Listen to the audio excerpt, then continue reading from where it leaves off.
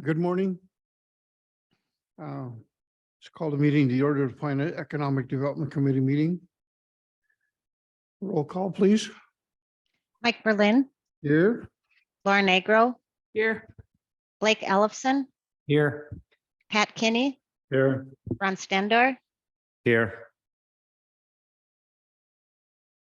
Quorum's declared. Thank you. Looking at approving the agenda. This is Pat. I'll make a motion to approve. I'll make a second. This is Laura. We have a motion to approve by Pat, second by Laura. All those in favor say aye. Aye. Aye. Opposed, same sign. Motion carried. Public comments, 3 minutes. Have anyone online?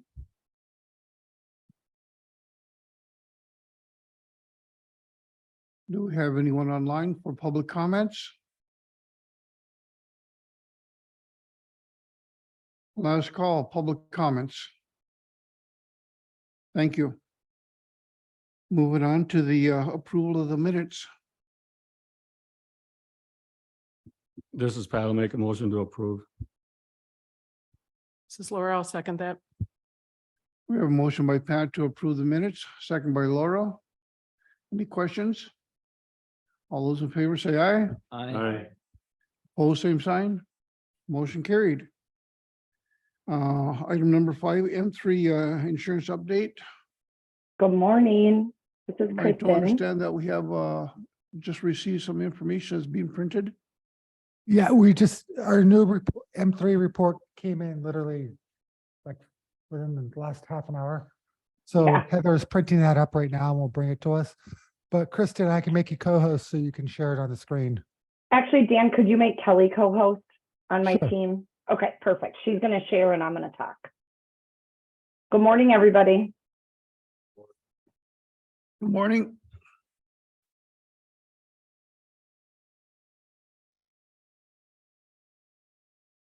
Thank you, Kelly.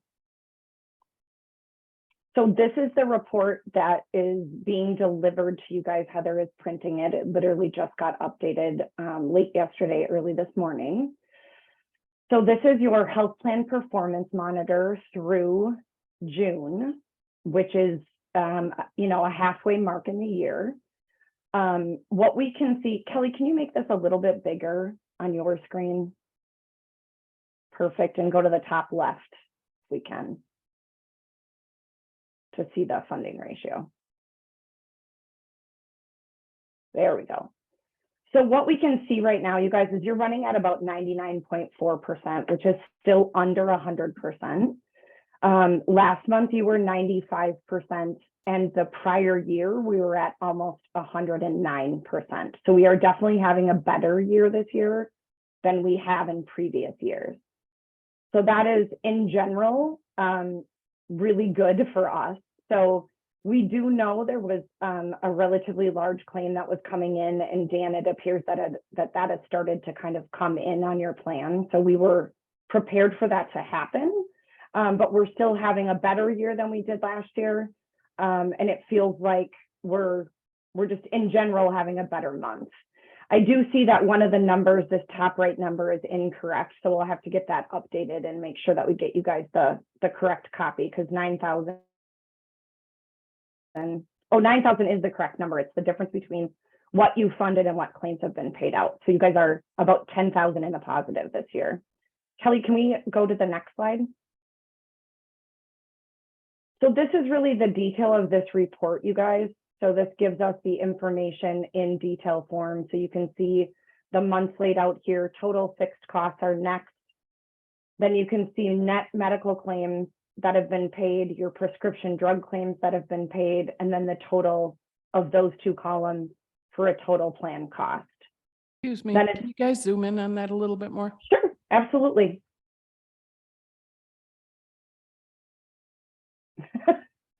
Sorry. Feels like there we go. Okay. So we can see the total plan cost rate. May was a lower month on claims. June is definitely up, which again, we expected. And then we have the total plan cost, which is just adding those two together. The employee contributions are then listed, and then the employer or what Ashland County is paying, and then your enrollment. So we can see that enrollment has declined over the year. So we started with 131 on the plan, and now we're at 126. So that's not uncommon to have a little bit of fluctuation. Kelly, can we go to the next slide, the ScoutRx savings? So one of the things we did in March, you guys, was put in ScoutRx, which is a new pharmacy benefit program, because what we started to see was that there were members on the plan who started to have specialty medications. What we found with this program is that, and they spoke to you guys, I believe in December, but really it not only saves the plan, but it also saves the employee dollars. And so we've had a little bit of pushback from employees, I'll be honest with you about that. But Dan and I and Heather met last month or the month before and kind of talked through how to explain it to the employees. One of the things that we put in our messaging was really that as stewards of the county and public dollars, that it was going to be a little bit more work for them to enroll in the program. And by a little more work, I mean giving ScoutRx the information they need to process the claims. But once that information has been shared, there's really no issues moving forward. Everyone's been getting their medications timely.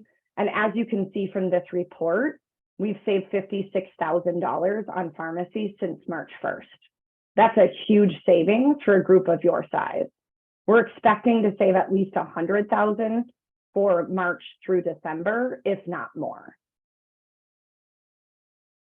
Laura, any questions on that? I know this is one of your favorite topics. I do not have any questions. Okay. Just one quick question. So Yeah. when you're saying there was some pushback on employees, now that sounds like is alleviated with the additional education? Yeah, it's been alleviated. I'll be honest with you.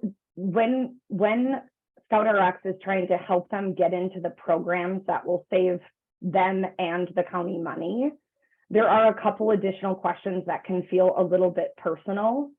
However, that information truly stays between ScoutRx and that employee. That is not information that my team or Dan and Heather are privy to.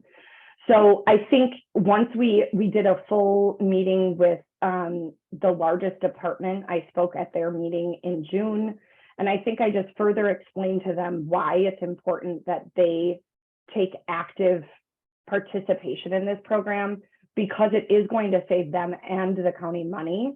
It also allows for employees to really be more conscious and able to stay on their medications in the way that we need, which in general allows for a healthier plan.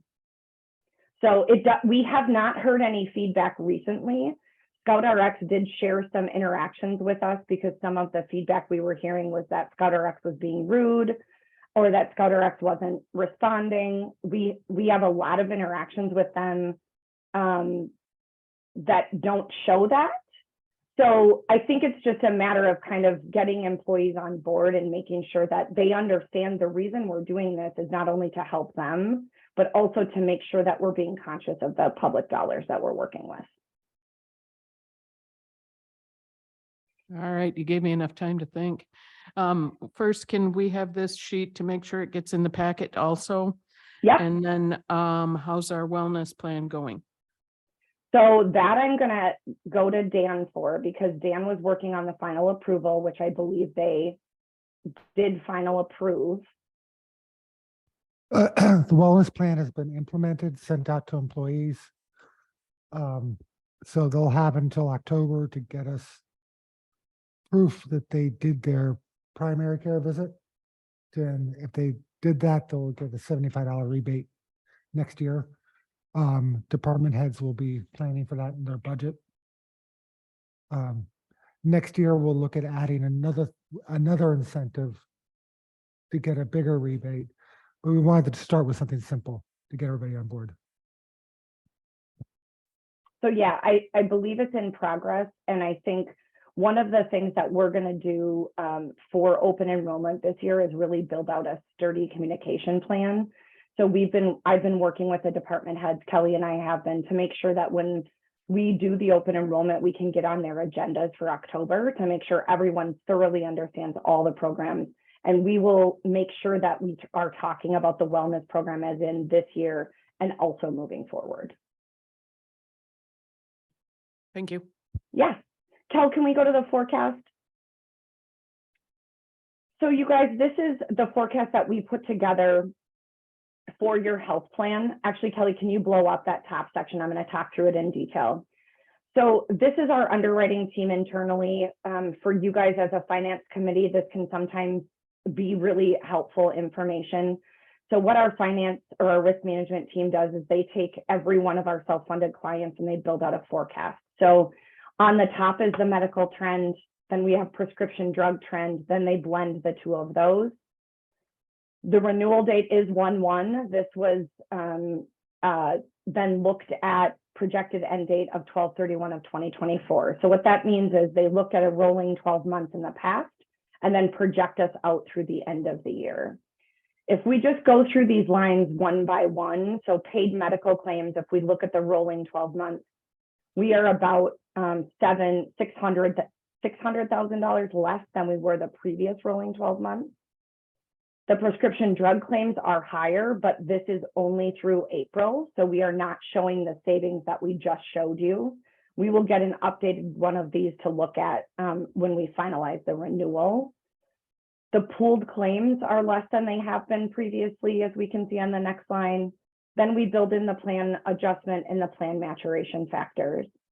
One of the things they always do is weight the plan heavier on the most previous rolling 12 months versus the past rolling 12 months. So if we go down to the next section, what we do is take average months, divide it by the total, back up a little bit, Kelly. And then we look at that claims per contract a year is 17,624 for this rolling 12 months versus your previous. We trend to the midpoint at 20. We trend to the midpoint, the factor of 1.1097. And then we have a projected claims per member per year of 19,556 for this year. We then weight that at the 70% and get to the 20,000. We then take that 20,000 times your current enrollment, which was at 127. That is your projected plan, your medical claims of 2 million. This middle box right here is really your fixed cost. And what we did here is we assumed a 15% stop loss renewal. Obviously, we're going to hope for something less than that, but we wanted to come in with a more accurate projection, knowing that it could come down versus having to go up on that projection. We take that projected overall plan year expenditures. That is the 2 million plus the 1 million fixed cost, add those together, look at projected funding rates and what you're currently charging and what we'd expect to need to charge on January 1st of 2024 to not make any plan changes. So this is without plan changes. What I think we can do is look at some plan changes for January 1st of 2024 and be able to bring this renewal percentage down. Dan, Heather, do you guys have any thoughts on that kind of plan changes or your projected budgeting that you did for 2024 when looking at this? Well, I've already been warning department heads that we're looking at a 10% increase. Okay. So, So, and go ahead, Dan. So, you know, this committee's gonna have to decide if they want to do plan changes. Whether Okay. that means deductibles or Co-insurance. whatever, Yep, whatever it max. is. Yeah, So, but I don't think 10% increase, given the last year's inflation we had, is really that much out of line. yeah. I mean, healthcare inflation was worse than regular inflation, and we're It's- still close. So, Dan, we just heard a figure yesterday, or the whole committee, but we heard a figure yesterday that medical inflation has gone up 450% versus actual inflation, which is not obviously nearly as high. We just did a kind of look back for a group of ours that we've had since 2017. And we showed their average claim per month at $656 in 2017. And we're now showing that average claim per employee per month at $970. So it is like what has happened in the way that they are charging. I believe that some of that is catch up from COVID. And we're really seeing plans kind of, we're hoping most plans are averaging out in 2023. But what I would like to do, if the committee's okay with it, is actually do some plan modeling for you to review at your next meeting, so that you can decide, or as a group say, hey, we think it might be better to tweak the plan a little bit and not have as much of an increase, or we think the stability of the plan is more important and we're going to pass through a 10%. So we'll do that plan modeling for you, Dan and Heather, and then you can forward that on to the team. So the last thing to discuss, any questions on the health side before we move to dental?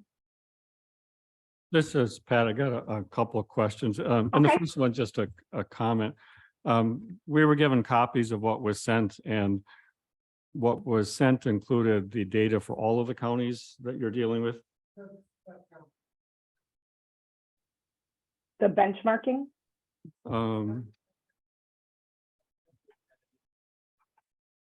Oh, I'm sorry. Okay. I didn't look at the heading there. On the funding ratio, Mm-hmm. you know, just as an observation, we go back 12 months and then, you know, and the beginning of this year, you know, we bump up what the employees are paying. And so that funding ratio looks better once, you know, we hit January and the contributions are going higher. So the county is paying for 80% of the healthcare costs, but the number of people enrolled has been declining.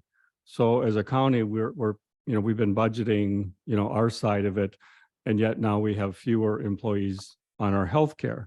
And that would be, you know, without crunching numbers, you know, having just, you know, gotten this, what's helping our funding ratio, at least in part, if not a large part, is the fact that we've had a declining number of employees. So the amount that the county's been contributing has been based on a larger number of employees. We have fewer using the plan. And so the costs incurred are smaller than we would have if we had a larger number. So going forward, you know, one question, you know, would be, are we anticipating a similar number to what we now have on the plan? And if so, does the county portion Yeah. perhaps not increase as much as otherwise? But the other option I think that we have, if we want to consider this, is if the number of employees is declining relative to what we were budgeting for a year or two ago, is the county's portion is not going to cost us as much as we were anticipating a year or two ago.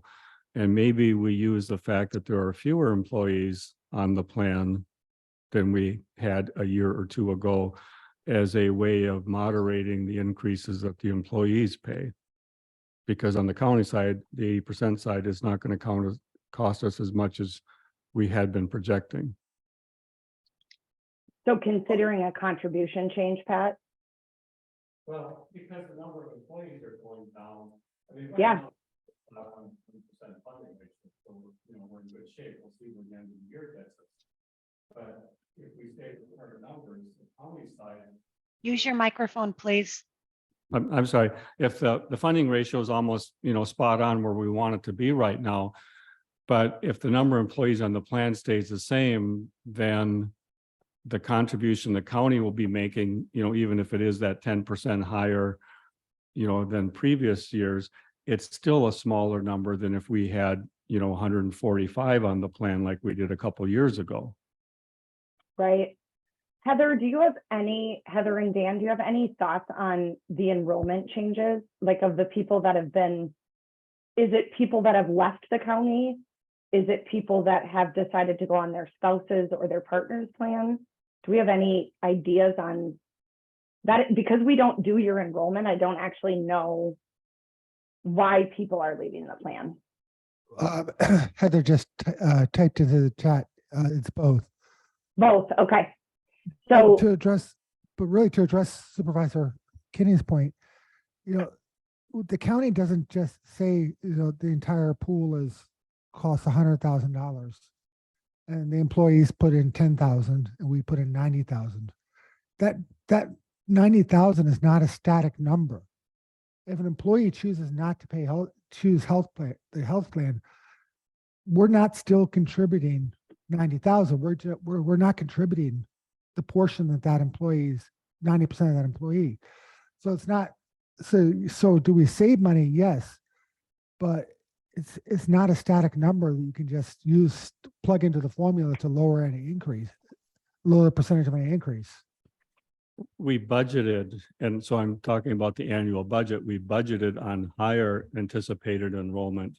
So when we go through budget this season, we may consider budgeting something short of a 10% increase compared to a year or two ago because we have fewer employees taking that plan.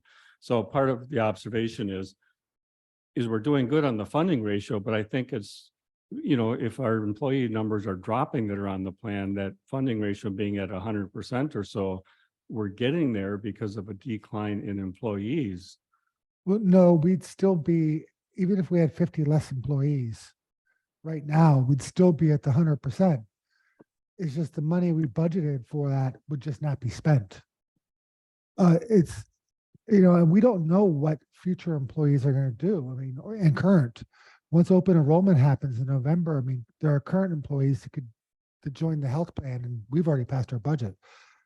So, and then next year when we hire more employees because people are retiring or quitting, we don't know what that new employee is doing. So the participation rate can go way up. So we have to budget for that potential. Now, so like I said, it's not a static number. It's really based on it's a benefit we give them, and if less people take it, we pay less. But that doesn't mean that can't change in a month or two. So remind me if we talked about the following and implemented, this might be more of a question for our consultants.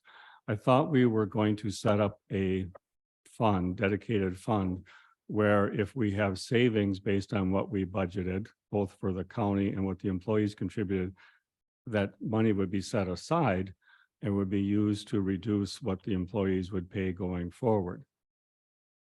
So Or let's we say could, yep. I was going to say, or it could be used for the incentives with the transparency program as well.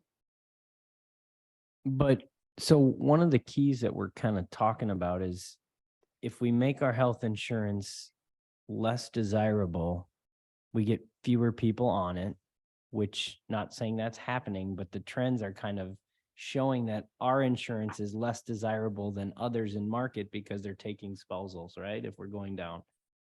So if we're talking realistically about reducing what the county wants to be on the hook for through plan adjustments, we're going to lose more people on the plan, which ultimately I don't think is benefiting our employees. So there's that fine line we have to walk between cutting what the county wants to be responsible, but then putting more on the employees. And so there's two sides of this coin we just have to be sensitive to as we say, hey, let's do this or that. I think Kristen gave a good option and said, here's what you could do this way or this way. And then we can decide as a county to say what's most appropriate. We don't want to be the best health insurance provider. That's not our county's job, but we do want to have a good employee coverage that they can look at, right? And so that's my feelings. Yeah. I thought if we were going to set aside, so if the funding ratio comes in such that we've got some money left over, what are we going to do with that money, including the employee contributions? Well, the employee contributions would already be spent on the plan because you're talking about funding contributions through the budget, or if people don't take it. So we save that 90%. The employee is still taking it, so that money's already spent. But what we do with the money, I mean, that's up to this committee and the county board. We could set it aside to pay for the incentives in the wellness plan. I mean, that would make sense. That way you're still keeping it in healthcare and giving the employees a benefit, an added benefit.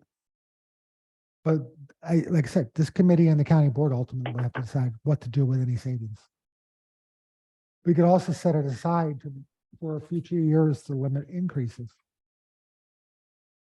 But we know health insurance is going to keep going up and up and up. And not staying with, not staying with that and keeping up with that inflation is going to come back and bite us and cost us a ton more money. Health, it doesn't make sense not to keep up with the health inflation. Because we have plenty of historical precedent showing that it keeps going up by double digits. Yeah. And with all the murders and acquisitions happening out there, it's going to keep going up. And that's one of the reasons why I'd like to see an HSA option added, because as we go through this, those are dollars that can be spent openly and not, the FSAs, you've got it at the end of the year, you have to have it gone. HSA gives people a little more flexibility, plus helps them with, their over-the-counter stuff or a gym membership or things like that too.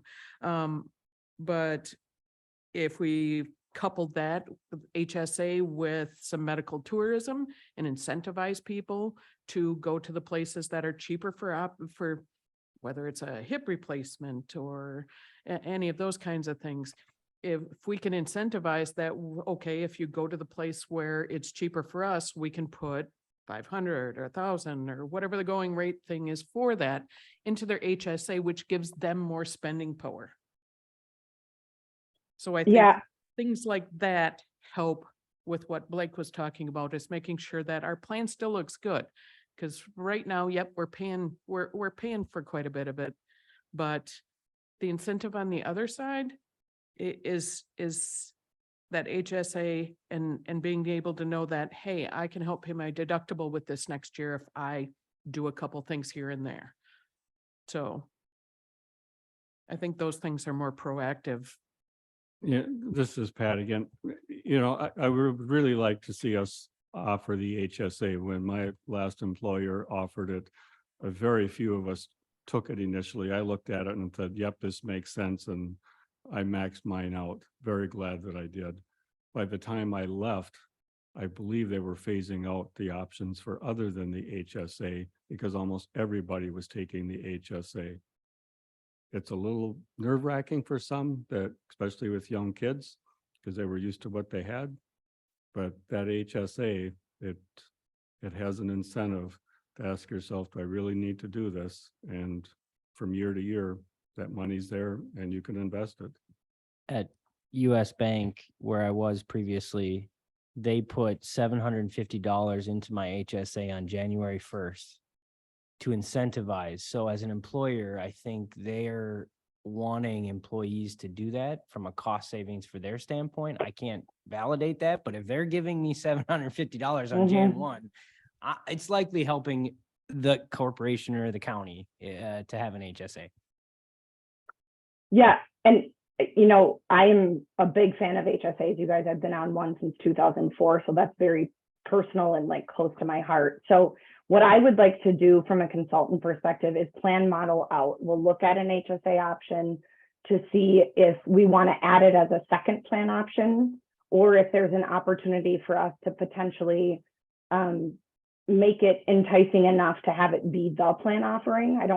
Your prescription drugs already are deductible co-insurance. So it wouldn't be a far stretch to go to an HSA from a plan perspective.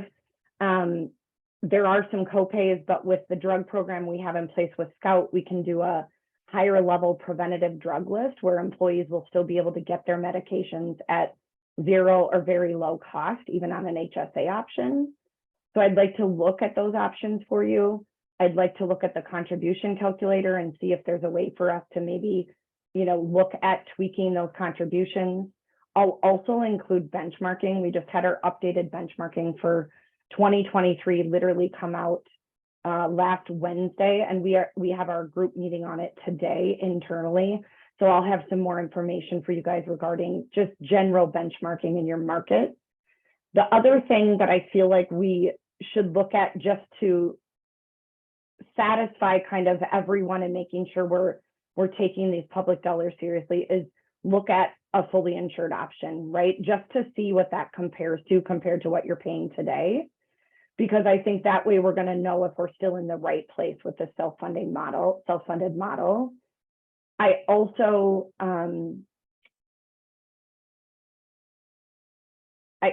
so I just think those things are kind of some of the next steps I would like to take, and we'll work on that and have that to you guys in the next month so that you can review it before we walk into our renewal period of September, October, so that we can understand, you guys can fully understand what the options are and what's laid out on the table. Does that sound okay? Yeah, when you do this modeling, are you going to take like certain high cost procedures that say with the places that are most convenient, higher cost in our plan, and model it versus some of our medical tourism, lower cost, possibly better care outcomes, and show us those prices like with I'd like to see like 5 procedures, so that way people can see how it would work for them, or procedures that we have quite a few of that we've been paying out, 2 or 3 times as much, where we could Yep. save some money in the plan and possibly stick some money in HSA for them. So that is not specifically what the plan modeling will be, because that's my risk management team, but I am happy to take on that project for you, and I will look at your 5 highest procedures and things that are, again, shoppable, right? So not emergency things, but a total knee, a total hip, a shoulder, a hernia, those types of things. And I will cost those out for you. And if we went to a lower cost, high quality place, what that difference would be in the savings that your plan could see. So I'll do that in addition. Yep. I appreciate that. Yep. I just think when you show people how it functions, it's like getting that receipt after you're done at the grocery store. You can see where all the stuff is broken down and how it looks each way. So pictures are worth 1,000 words kind of thing. Absolutely. Totally understand. So the one last thing I want to talk to you guys about today is dental. Are we good on health insurance and kind of our next step? Okay, I'm going to assume the quietness is yes. So if more questions come up, obviously Dan and Heather send those to me, but I feel like I've got a really good path to get you guys this information in the next month and make sure that you're prepared to dig in the next time we meet, which I would love that to be September if it's possible. We will not have your stop loss renewal firmed up until October because we'll need September claims, but we will have a better picture of what that looks like in September, so especially late September. So on the dental plan, you guys, you have had, this has been underfunded for quite a few years. So you can see this is the same forecasting we do for a medical plan. So you guys can dig into this in detail and kind of go through it. But Kelly, if we go to the bottom portion, the pricing. So what we know right now is that you're with your current rates, your projected funding that's coming in from employees is $55,000. What we need is about $140,000. So part of where my brain goes is, do we find a way to compromise on the medical side, or do we take some of that savings from the enrollment and right the ship on dental? But we also need to be asking employees either to pay more of their dental premium or somehow kind of figure out how to do this with them. Because right now employees are paying 25, 35, or 50, depending on the plan they're on.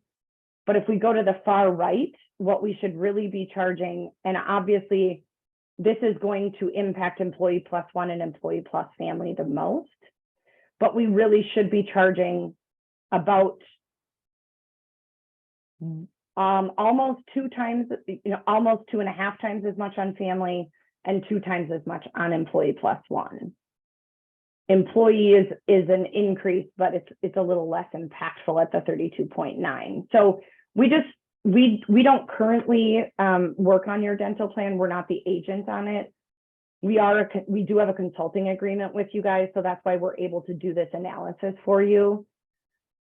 We would love to be your agent on dental if you're interested in making that move, but mostly we just wanted to bring to your attention that we really do feel like the dental rates need to be increased from that perspective to make sure that you guys are funding this appropriately. Again, this is up to you guys. We just wanted to bring it to your attention. So I don't know about anybody else, but I'd like to see the pricing on that too. And then what kinds of projections you would have if you were handling all this too. So honestly, Laura, the consulting agreement really, the dental's inclusive of that. So we would not make a change to the current consulting agreement that we have. It would just be that we would take it over and the other agent then wouldn't be getting the commission out of it. We would take this dental plan and net it of commissions, which could potentially save you guys a little bit of dollars. So I can look at that option. I don't think anybody was hurt by hearing that, so. Yeah, I mean, it's truly the consulting agreement we have in place. I don't have, with a group of your size, I am comfortable with what we're doing and how we're working. And there isn't a need for me, from a transparency perspective, to be charging you more for the work that we're doing. It just doesn't, it doesn't need to happen. So we're happy to take on this dental. I will ask Delta if we net out commission what this would look like, because there may be some savings in that. So we'll find that out for you guys, and I'll pass that on to Dan and Heather. Hey, kind of like, so that's loud. Could we maybe show two options? I don't know, like one that's more county and then one that's more or half employee, just to kind of get a sense of what'll get us there, like in a Yeah. step. Thank you. Yep, absolutely. Any questions on this, you guys? And the only other thing I know, excuse me, I suggested a September meeting. If you guys do set that, Dan, if you can just let me know as soon as possible, I'd love to be there in person to kind of go through these next steps, so we can make it a really comprehensive conversation and be able to get you guys to a place where you feel like you're in a position to make the decisions you need to make. Yeah, why do you plan on the third Wednesday in September? Okay, perfect. I'll put it on my calendar now. All right, thank you. This Thank you, is, guys. yeah, this is Pat on the dental, I think we're like probably the only industrialized country or one of a few that separate out dental from the medical. I mean, for all practical purposes, Oh. the dental should be part of a medical plan though. So this is just a historic thing where they were separated. I think whatever we end up doing on the dental, we need to find a way to make it attractive for people to maintain the dental. Because I think we all are old enough to know that if you don't have good dental care when you're young, so I'm thinking about the kids in particular, you have higher healthcare costs later in life, not just for dental, but other health issues.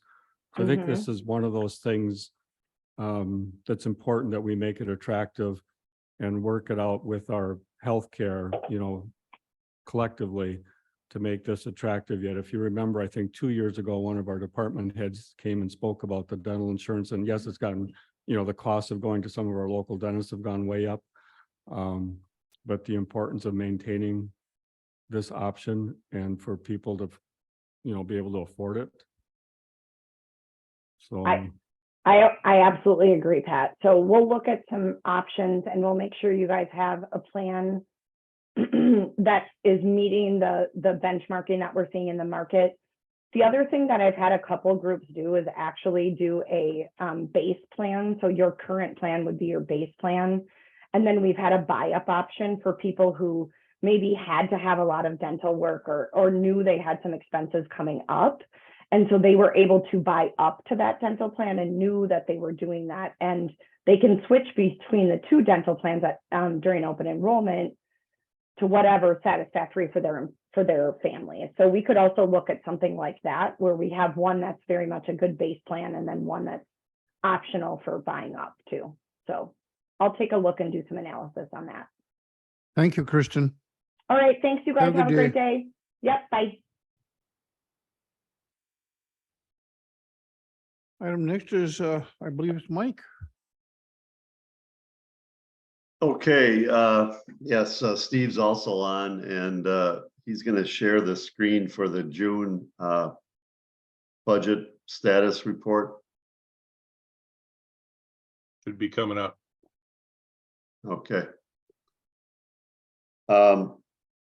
Actually, since we're, June is obviously halfway through the year, it's easier to look at the percentages and see where we're at and different things with the, if you take a look at the revenues, you know, the first two, the two biggest funds you have obviously are the general and the human service funds. You're in the 30%, 34%, you know, that's certainly not unusual because the timing of federal aids and certainly state aids, you know, can throw that off. So we don't believe that's anything to be concerned about. And some of the other revenues, you know, county road and bridges is pretty much right on. Some of the other smaller funds, some of it has to do with timing of different services and grant funds. So as far as from a revenue picture here, we don't see anything unusual happening in the first 6 months of the year. And if you want to drop down to the expenditure side, again, like I said, 50% of the year is gone. You can see your general and human services are right at that number. Now, of course, this does not take into account accruals, you know, accounts payable at the end of June. You know, payroll is pretty well in there for each month, but sometimes there's there are certainly payables that will be paid the following month. County road and bridges, you look at that fund, that's the fund where the county tax levy and state aids, general state aids come in and they be used to pay the highway department for work on county roads. That's only at 21%. And it's why that is there's significant county road construction or reconstruction projects that maybe the work has been done, but the payments have not gone out yet to the contractors and different things. So, you know, I would expect that to tick up significantly July and August as those payments come in. You will note debt service is over budget, and that's due for a couple of reasons. Steve, I don't know if you want to speak to that a little bit. Sure. Yeah, so debt service, what happened there is the county is using a strategy of doing some borrowing for capital items so that you can do a debt levy.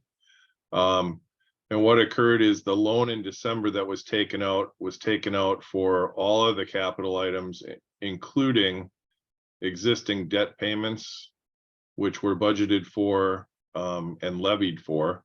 But when the loan was paid back, it had to be paid back in the full amount because it was borrowed at a higher amount. So that made it go over budget. The funds are there to cover it because the loan proceeds were there. So it's just a timing issue. But that's the reason why it appears to be over budget. It's not going to affect fund balance in any way because there are resources to cover it. Yeah. If you notice, and I didn't bring that up on the debt service revenues, there's debt service revenues, which is that excess borrowed money primarily. So anyway, so that'll cover any overage and debt service expenditures. Yeah, there's nothing else of note there that I would necessarily have that is something of a significant thing or has a problem going forward. You can see a lot of the expenditure, a lot of the funds, smaller funds are significantly under 50%. So we don't see any issues with the county needing to supplement any of the budgets at this time. Yeah, and I think one thing I'd point out, the capital funds are over budget, but again, that has to do with the thing I just spoke about with the debt levy. And the county took out a loan, I believe it was $170,000 to assist a snowmobile club in purchasing a groomer. So that was somewhat unbudgeted activity, but nonetheless, there was a revenue and an expense, so it will not negatively impact the financial status of the fund. Okay, so that's a update. I don't know if anybody has any comments or additional or questions about any of these numbers.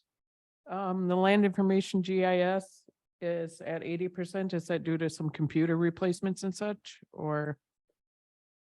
I believe it's a timing of expenditures with that contracted services and different things going in there. Yes, we can dig into that a little bit deeper, but, you know, sometimes when you have big items, they can throw on a small budget that throws it off, but I believe that is correct. Yeah, it's the time of receiving grants. Okay. And also, I know that's not very big of a dollar amount, but miscellaneous fund activity is kind of a bucket I don't like seeing. So what else is in that little bit there? I don't have my list of funds here. It is there's a share fund in there for special investigation.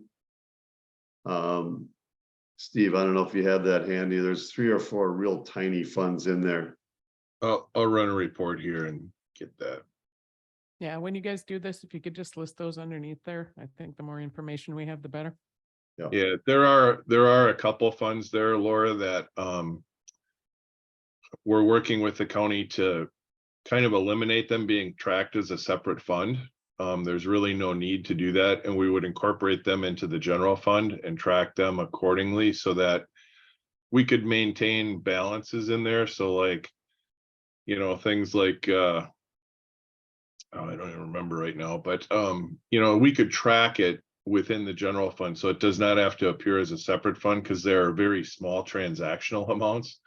To maintain the fund probably would not be the way I'd recommend setting it up, and we're working to push those into the general fund, so it's, Okay, so it's kind You of know- a strainer right now until you get them back into the general. yeah. Okay, One item, if you scroll all the way to the top, and this is Sure. just me being kind of a financial guy, but if I could see in this last year to date, so it would be like June 2022 in the column before.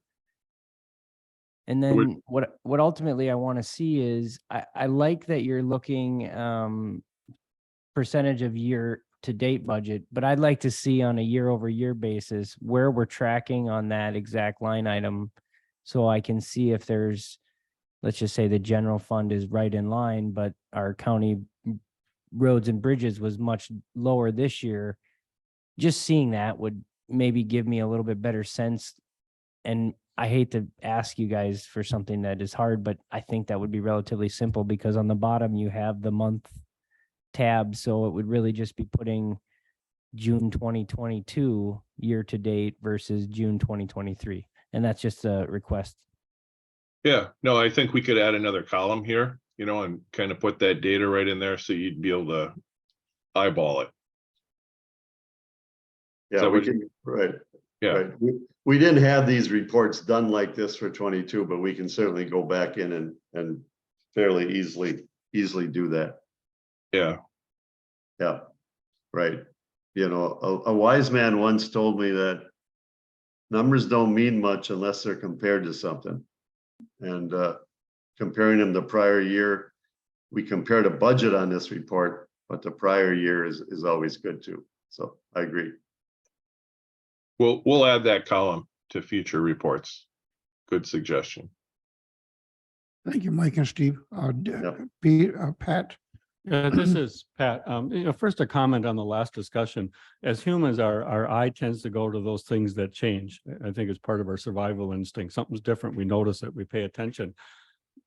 But it turns out that a lot of times, if things stay the same, we don't necessarily notice that perhaps something should have changed. And so we tend to miss the things that should have changed, but stayed the same. So for example, let's say an employee left a business, but they're still getting a paycheck. Oh yeah, I'm still paying, you know, Joe $1,000 a week. Oh wait, but he's been gone 2 years. We don't notice those things. So we got to pay attention to what should change, and there's grants and there's projects. And so there's a lot of that. But I do have a question, and if you don't know the answer today, you could get us the information for a future meeting. Before I was on the board, the county invested into the solar panels out at Excel Energy. I don't remember how much it was, 250,000, whatever it is. I don't know how much we invested. I don't know budget wise where the savings the county has for electricity through that investment with Excel. I don't know how that shows up in the county budget or department budgets, et cetera. I don't know if that investment so far has been a wise one. But then as we think about climate change, sustainability, et cetera, you know, it occurs to me the county owns a vacant lot due south of Excel Energy where they have the solar panels. And there's certainly capacity to put solar panels there for another generation if the county isn't going to do anything with that lot. It's sitting idle. And so if the previous investment for solar panels has shown to be wise, and if current conditions are such, especially with the infrastructure bill, that adding capacity would make sense, would it make sense for us to consider further investment in that? But I don't, as a starting point, I don't know where the other stuff, how that's turned out. And I've also heard some discussion about putting in solar at various buildings for the county, but it would seem to make sense from what I learned on solar last winter for my own interest. We should start by asking if folks Excel would add capacity if we invested in additional capacity at their solar garden. Yeah, I believe the county is tracking the investment in that. I don't know, Sue, if you're on here, but we can certainly get an answer to you on that, Pat, because I do believe there is some tracking of it. What the return or whatever on it is, I couldn't say right now. Well, we are, like, for the solar panels on Sanborn building and Sheriff's Department building, we are getting a credit every month. So it is reducing our bill there. The ones in the courthouse, we're not getting a credit for some reason. And Sue is going to be looking into that. I don't know whether or not that's a mistake on Excel's part or whether the panels are not connected properly. It's possible they became disconnected and so there's nothing to read. But we are looking into that part of that.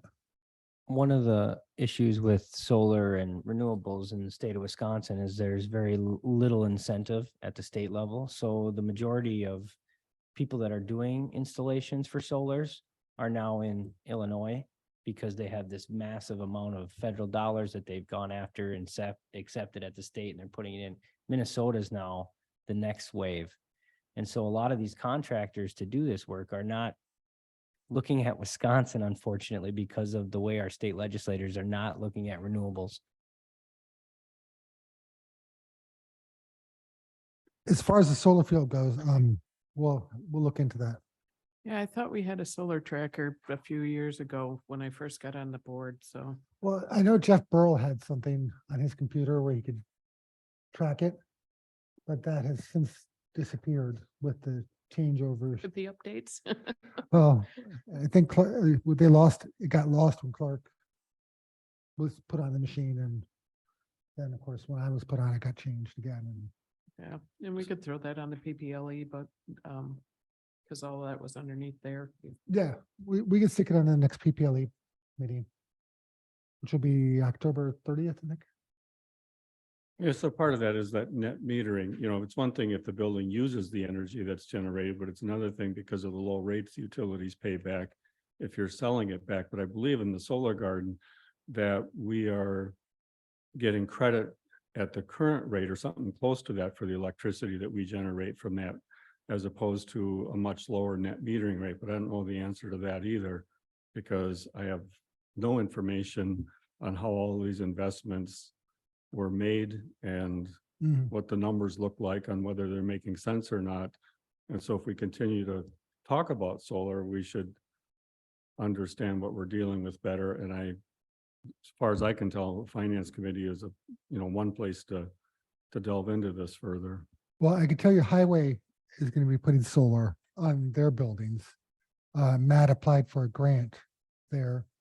So, and then he asked if there are other buildings, and I told him to look into forestry also, because all the other buildings have solar already.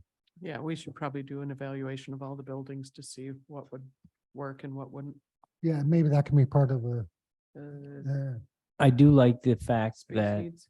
you're talking about solar renewables because ultimately, as a county, we want us to be that leader into the market. And so I think that's getting some quantification of what the investments we were making, how are they paying off so that we can justify investing additional money into either solar panels or roofs or whatever, but it's got to be a quantifiable thing for us to make that. We also have to look at, we do that analysis, putting in solar, when we put it in, was a lot more expensive back then. The price has gone down dramatically. I've read repeatedly that it's cheaper to produce electricity from solar than it is natural gas these days. So, and that's largely because the price of panels have just dropped dramatically. So, but we can, we'll have Sue look into that, all that for you. You know, the other piece of this, I went to the home show and talked to the folks at Joma Electric for, well, both days for quite a while.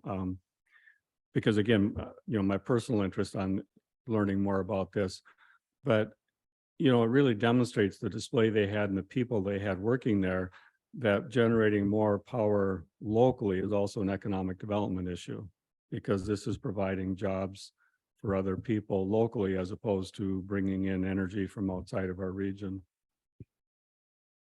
It's not only that. I mean, Ashland County has a finite amount of power that's actually coming in through the power transmission lines. And, you know, that is deterring like a big heavy user or manufacturing user from coming in. I mean, where are they going to get the electricity? I mean, so generating more locally that could be used locally would certainly be a economic development plus. The other thing we need to look at too is electric vehicles. You know, that's going to put more strain on the grid. And so the more the electricity that we can generate and people themselves can generate, the better that's going to be. Which also brings up charging stations and such too. Yeah. Because I know Pat's making some decent money off of charging stations already. Yeah. And he just put them in a year and a half-ish ago.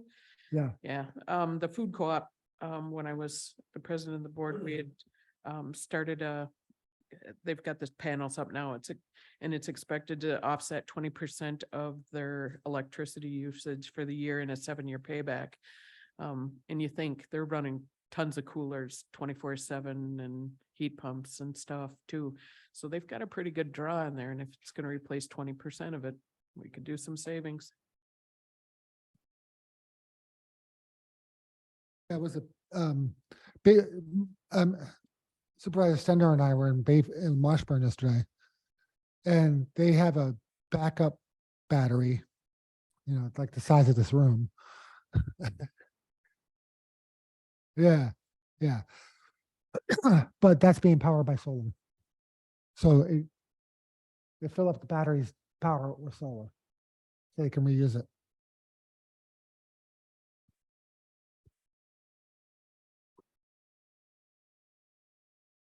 Great. No, just to share a little bit, I actually just went into the realm of solar. I went fishing up to Canada and I have a CPAP machine and there's no power there. So I bought a battery generator and a solar panel, and I was amazed at how quickly I could charge that, and it would keep my machine going all night long. And so I think the more you talk about those types of things, I think it just is good for the community, because the awareness will go up, and if the county is making a return on it, you know, other businesses certainly will consider it. So I think these are all good things.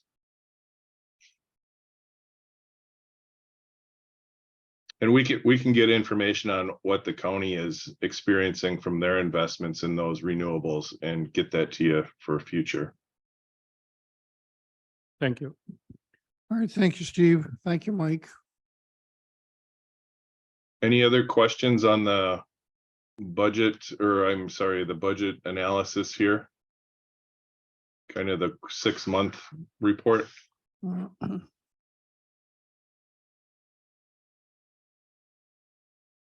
All right, well, great. Thank you.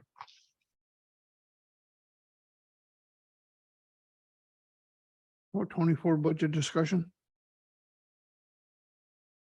If we can make sure to get those reports put in the packet too. Yeah, Steve, could you email me that stuff and well, put it in the Yep. packet? Absolutely. Yeah, you already have it, Dan. I sent it just before the meeting. Yeah. Oh, okay. All right, well, okay, well, you guys are up again. Great. So just a kind of an update on our budget for 2024. We're in the process. We have a 1:30 meeting today with department heads to kind of go over how they're going to enter things into Springbrook for their budget requests for 2024. I've been working with Sue in the clerk's office to prepare the wage worksheet. So clerk's office will be entering all of the department's employee data. So their wages, their benefits, health insurance, stuff like that, into the system.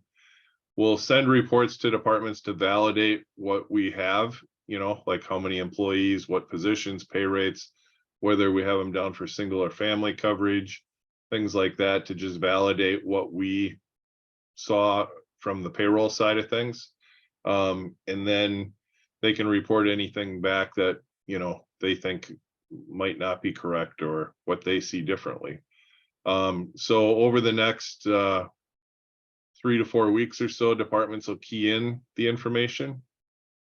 And then, you know, we'll take that data and summarize it and see where we stand. More than likely, from my experience, we will be over where we can be in November when you set your levy. So that's where the magic happens. And, you know, Dan and or us assisting with Dan can work with departments to shrink that down to fit it in the box that we need to be for the budget and the levy. And through that process, then, you know, the board and committees get involved with, you know, your approval of the budget. And so that'll all be taking place, you know, between now and November. But I think we're fairly close to being on schedule. I think we're a couple weeks behind on getting the wages in there. And I think that's just due to vacations and things like that have occurred. But we'll get things rolling here. We'll still make the, of course, overall time deadline, which is to set your levy. So that will not be a problem. And it won't be something that'll be condensed where you don't have time. We'll make sure you have plenty of time to analyze what's being presented and make a good decision. Mike, do you have anything to add or? No, I don't. Just want to add to that. Obviously, we talked about the capital improvement plan last month or 2 months ago, even some of it. So anyway, that's a big part of it. And that's an ever-changing document, just to point out too, as things happen. And you know, it wasn't officially adopted, and it really can't be until you set your levy and your final budget. So anyway, that's part of it too. And that's as far as we know, there's no significant changes to it right now. So yeah, one other thing I can mention too, that kind of slowed us up as I'm thinking about it, is we've been working with Human Services to change their chart of accounts, their accounting structure on Springbrook, because in the past they have kept their detail on a subsystem, not on Springbrook. That subsystem is going out of support soon, or is already out of support. So there's a need to migrate that to Springbrook so that we have survivability should that other system not work or go away. That whole chart of accounts update did occur a couple weeks ago, and I think they finally they had copied the accounts to 2023. They didn't make it to 2024. That has been fixed now. I believe we've looked at it a little bit. I haven't talked to Sue about it from her perspective, but it looks like things are okay. That will then allow us to add those accounts to HSD for them to populate for their budget request for next year. So there'll be more detail on the county's general ledger than has been in the past. They've just kind of had high level roll up accounts, so to speak, to track things. So that was something that took a little time to get in there. But we're set now. Other questions or? I don't know if it's a question for you, if it's a question for Dan. Last year I brought it up and I'd like to bring it up again. I'd like to see better proposals for each piece of budget. If you go and look at Bayfield County's budgets online, I just clicked into the 2023 emergency management budget for them. Now on that, they have first paragraph is the proposed emergency management budget is 309,918 with a levy of 172,14. This represents the budget increase of 15.8% and a levy of adjustment of 3.92. Declines in the state emergency government grant and a transfer of wind sled rescue expenses to emergency management and a new EMS support funds together with payroll adjustments led to these jumps. Then there's a mission statement, a highlight of 2022 department activities like 2 new local government radio towers were installed to increase communications for fire, EMS, and law enforcement agencies in Bayfield and Red Cliff areas. There's a bunch more. And then for 2020, oh, there's more budget changes. Then for 2023, they have a set measures of success. Complete requirements for EMPG and EPCRA grants, attendance at participation in so many meetings for Fire Association and Council. You know, and then it's got a 5-year revenue and expense comparison with it. I know these are, this is like when I first started asking for budgeted versus actual, but I'd like to see this in our plan because when I look at this, I know exactly what the departments are headed towards. I know there's other things that come into this during a year because we can't plan for everything, but this gives a clear picture, not only to us as finance and a county board, but also to anyone who comes on a website and goes, oh, what are they doing? Here's a really nice picture. Like I was talking with the healthcare people, that picture's worth 1,000 words, and this paints a really great picture. And I think being clear and open about what our budget looks like and what each department is doing like this makes people have a little bit more trust in us. Sure. No, I think what you're pointing out is probably something that over years of kind of striving to attain that they've gotten to. Certainly, you know, we can assist with this with the county. It's going to require on-site people too, to kind of mentor it and move it along too, to pick the performance metrics that you want to track. You know, certainly Bayfield's got a good start there. You can look at it. Other counties have other performance metrics we can look at. But it's going to require more than just us saying, hey, we need to do it. You know, there's going to have to be boots on the ground to kind of get this kind of out there and kind of show people. But we can certainly, you got to start somewhere, and any journey starts with the first step. So let's, I think working with Dan, we can hopefully make some good strides on that and get there. Yeah, I just see this as a gold standard because I can look into their stuff anytime and see what they were presented with when they come into, you know, approving a budget. They Yep. have this information because their 2023 stuff is on there already.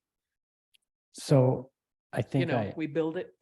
I agree 100%. I think the only way you get there though is if you put it in your job descriptions that we're now at the head of Health and Human Services. So today, if we go tell the head of Health and Human Services that they're going to have to do this, they're going to look at us like they're never going to do it. That wasn't a part of their job description. But if we start instilling that today to say, hey, you guys mention it, Danny's mentioning to the division heads of all the health, highway, because there's 2 ways you can get there. You can force it, which isn't going to happen, or you can guide it. And so it's a 3 to 5 year goal to have that, but it starts here and it starts with you both so that we can start that process. But I appreciate Laura bringing it up. I just want to be sensitive because if I'm that employee that gets told to do this year, I'm going to say, not happening. So again, I think we just have to be sensitive on how we go there. Yeah, if I can just add something, I've seen this, you know, with some of the larger counties that I worked with, Brown County, Outagamie County have rather sophisticated budgets. And I think the first step probably is to let's sort of develop a plan here. And like you say, it'll be a multi-year plan. What we can maybe do for next year, which might be limited because we're doing the big changes with getting the budget in the hands of the departments early on so they can work with it. But there might be some other things we can add for the 24 budget. But I think this might extend out to more significant things for the following year. But we can look at that and talk to Dan about it and see what we can do for this year. But I certainly agree with that, with what you're saying too. This is Pat. I support including some narrative in terms of an explanation of the budget. The department heads, unless they're new, they should be able to look at their budget and anticipate the most common questions or concerns that are in there. And just a brief written explanation that goes through some of that provides background for everybody that looks at the budget, whether it's finance, the administrator or the public. In regards to when the magic happens, I've been through a budget process. I believe this is going to be my 12th time in elected office through a budget process. To me, the budget processes that work best are when the administrator and department heads do most of that magic outside of meetings with elected officials, and it starts sooner than later in the budget process instead of being pushed off till later, because the later it goes, the harder it is to work through those details. So what I'm telling the administrator is, we've seen some budget and, some of us have been on finance now. I think this is our 4th year on finance for some of us. When we started, we saw some budgets that were, this is the previous administrator, that had 25% increases proposed. There's no way a finance committee can whittle down a 25% increase in a budget during finance meetings. That needs to get whittled down to something darn close to where it's going to be before we see it, because we are not the experts on what the county needs for equipment, for services, for employees. The administrator is, the department heads are. And if you leave it to us, especially without explanation, that's about the last thing you want to do. It really is. And that also means they need to work together so that one year, if one department gets something that says, hey, we need this, hopefully sooner than later, someone else says, yeah, I can wait a year, if it needs to, you need to get this year. So those discussions, that cooperation, that give and take, that trust building happens outside of meetings with finance or the county board. So start early and often on the magic. You'll make better decisions for the county as a whole and the employees. And, don't leave it to us at the last minute to cut, a pile out of the budget. Yep. No, I'm just warning you, this is what happens when you finally got me my budgeted versus actual. I have more goals. No, I think the goals are great, and certainly you need to do that. You're in the process of changing your culture, and you're setting forth expectations of where you want to steer the ship to. And now you need the people that are doing the rowing to get us going the right direction here. So through these discussions and, policy, the board would maybe set to say, hey, we want a budget that's going to look similar to Bayfield's or whatever model you want to. That sets the direction. Then staff need to figure out how to get from here to there and deliver that to you. So I think they're all good things, and it is a journey. It's not going to just happen overnight, but incremental change is the way to go. All right, thank you. Have a good day, you guys. Okay, thanks. Thanks, guys. Thank Yep. you. Next item is a Sanborn update. All right, so I guess most of you read the newspaper, so you know that kind of what's going on. What's new for us is when the town went to the state board of land commissioners, or everybody, I listened in on it because they were applying for a $610,000 loan. So obviously interested in what was happening. And they kept talking about this court order. I'm like, what court order? You know, the Seventh Circuit Court never said anything about paying back taxes. And I reread that decision several times, and corporate counsel said the same thing. So apparently filed on February 10th of this year, the town agreed in federal court to pay back all the tribal members who had paid taxes during the disputed years. They didn't tell anybody, didn't tell us, didn't tell the schools, didn't tell the state, didn't tell our own voters and taxpayers. So if they get that loan, and I'm going to say that's an if, because I know the Attorney General is not keen on doing it. He openly questioned the long-term viability of the town.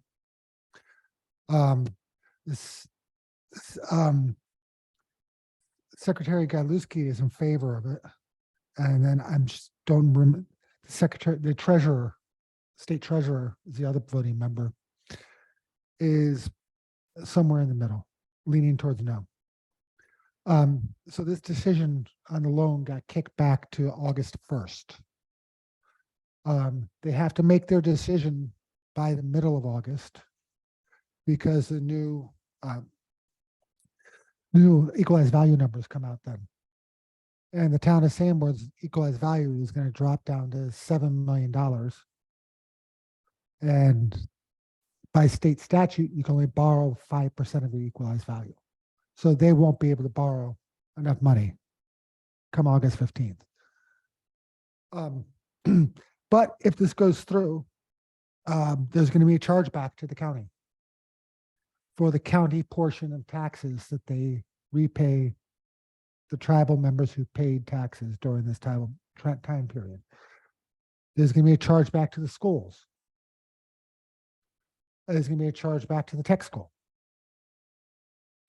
In the end, you know, if this all goes through, you know, we can do a separate levy above and beyond what we normally do to pay for this, because it's an illegal tax and that has to be refunded. So there is a state mechanism for us to levy for that. That of course means that every taxpayer in the county is going to be paying this back. It also of course means that every taxpayer in the school district is going to be paying both the county portion and the school portion. Every taxpayer in the town of Sanborn is going to be paying the county portion, the school portion, the town portion, plus paying back the $610,000 loan. So we don't know where we stand yet, but I do know for a fact they didn't tell anybody. And this is something we could have gone to the state legislature with and said, look, here is a federal court order. Because the legislature didn't know about this. They didn't know. They were under the assumption, legislative council for the state, that the only court order out there was the Seventh Circuit Court decision, which again said nothing about paying back taxes. If the town were honest about this, we would have found out, and we could have included it in the state. So, you know, yes, the legislature did set money aside for us to regain the money that we settled with the town. So there is money there, but then we're still losing money. Either way, we're going to be out, you know, roughly $300,000 to $400,000. So the legislature's not in session until September. So I'll be talking to them again about this, see if there's some way they can fix this problem. But, you know, I know the town did not even do a public hearing or a public vote on accepting this stipulation, which is an open meetings violation. But I'm pretty sure the Attorney General knows that, and the state will deal with that accordingly. So that's kind of where we stand on Sanborn. So just to clarify, I'm gonna be long retired by the time this mess is finally done. And all of you guys are gonna be, So there's nothing Ashland County can do. well, we're gonna have to pay money locally. That's what we can do. So this is informational really only. It is, it's so you guys know, expect that when we come to you in October and say, well, here's another 350 grand we gotta pay. I just will say that Romaine Quinn wrote a very, very pointed article Yes. in July. It's on the Dryden Wire. And he is creating an issue between tribal members and non-tribal members based on his tone. Mhm, And I think what we have to be sensitive to is we're the Ashland County mhm, Board. We live and have the Bad River within our border, mhm, and that we are sisters because of where we're located. mhm.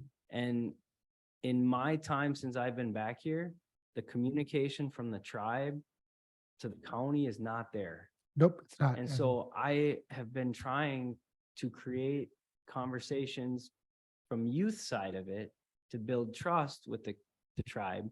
It's been very difficult. And so I think all we can do is continue to try, Mhm. but we have to be very sensitive about this relationship, because if every taxpayer in Ashland County sees an increase for the services that are gonna go and continue to be provided for the Native Americans, that's something that we just have to be sensitive to. Right. And I worry because, again, my son and we coach, we're hanging out, we have friends that are Native Americans. We don't want to lose that partnership. Right. And so I'm sensitive to that. And so that's where I'll leave it. Well, and I can tell you, yes, Senator Quinn did write a very pointed article. It was republished in the Daily Press a few weeks ago. But it does reflect the sentiment in Madison. A number of legislators I've spoken to feel the exact same way. There's a lot of anger down there, and there's a lot of anger up here. Those tribal members have every right to be angry. They paid an illegal tax and they should get paid back. So they have a right to be angry at that.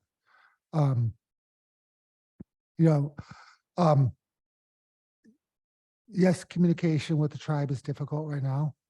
There are still some conversations that are happening. The Science Center being the main one. So we'll continue working with them on that.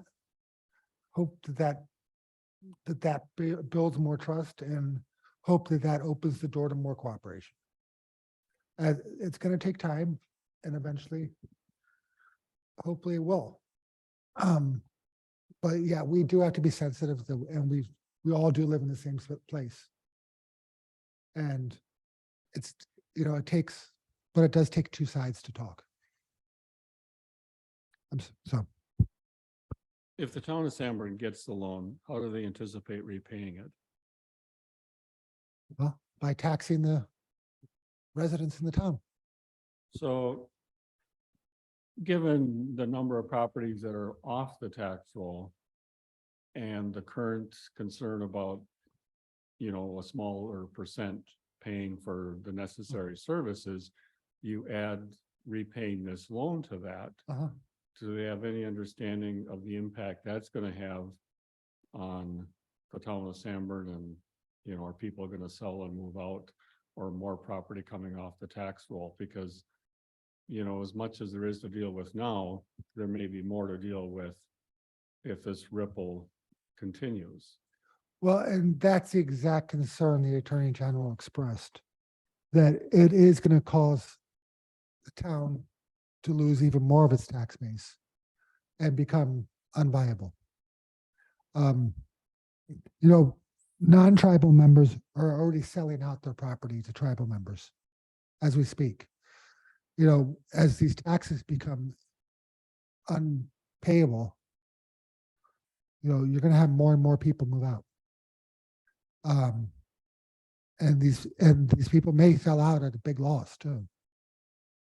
The chance of foreclosure is always possible for people, because when their tax bill is supposed to be 2,000 and it turns into 10,000, it makes it impossible to pay. So, and so those taxpayers have a right to be angry too. I mean, they're stuck in the middle of all this, having to pay for everything. And that's not fair to them either. So, I mean, I think the best solution again is that the state takes care of this. But this whole issue right here, nobody knew about. It could have been taken care of if people knew about it. So I'm not sure why the town decided to hide it. That we'd have to ask them.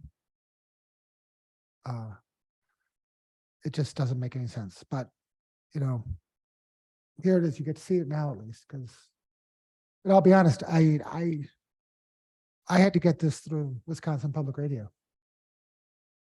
I asked the DOR for a copy, they didn't have it. And I just was talking to Daniel Kading and said, do you know what they were talking about? She's like, oh yeah, I have a copy of it. I'll send it to you. And we have no recourse. No.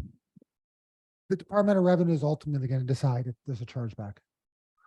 And there's ample statutes that empower them to do so. So, In The a o- secret meeting. well, with that's those- what happened, yeah. I think Yeah. one of the issues though is that this is like a large cases, right? So these are all the Native Americans. So, you know, ultimately that is now all of them. And so they've kind of been awarded this money, which is theirs. Now they want it, right? Yeah. But wanting it means taking it from all of your local parties, right? So you're hurting your county, you're hurting your school. And I know that's not really so if you go to the That's our state, problem. but the state can take care of it. Who can?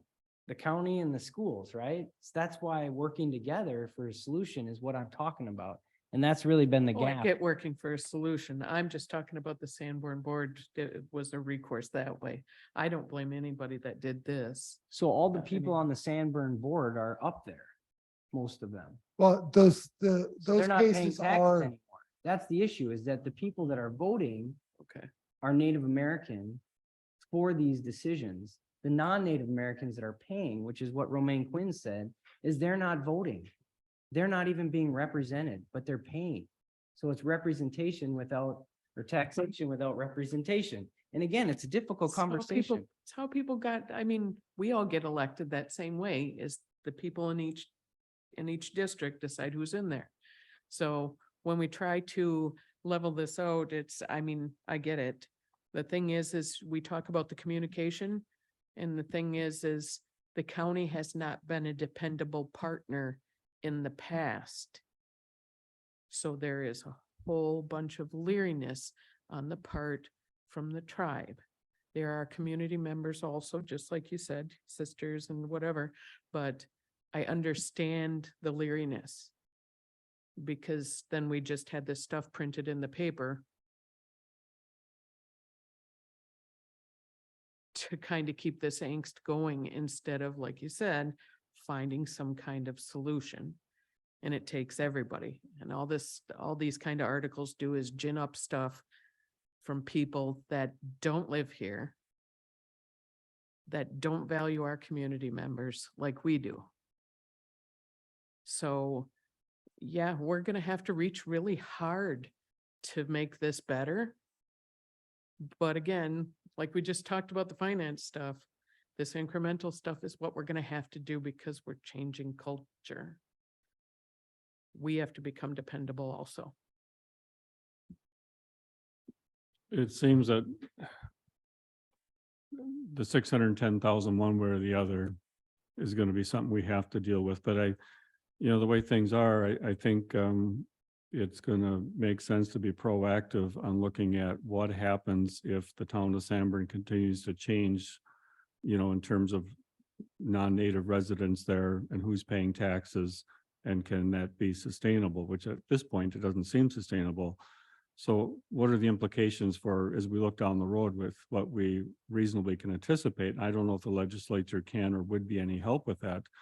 But, you know, what we're talking about so far today is more reactive to things that we can't control and are already been decided. And I think we're going to have to look at being more proactive on where this leads to and the impacts on the county, including if we can get our state legislatures to continue to be of help. And I really do appreciate the help that they provided in what they've done so far. And I don't think that was easy. I think that was hard, and I really do appreciate what they've done for it. But as the state senator said, there's more work to be done on this, and maybe more than they're anticipating.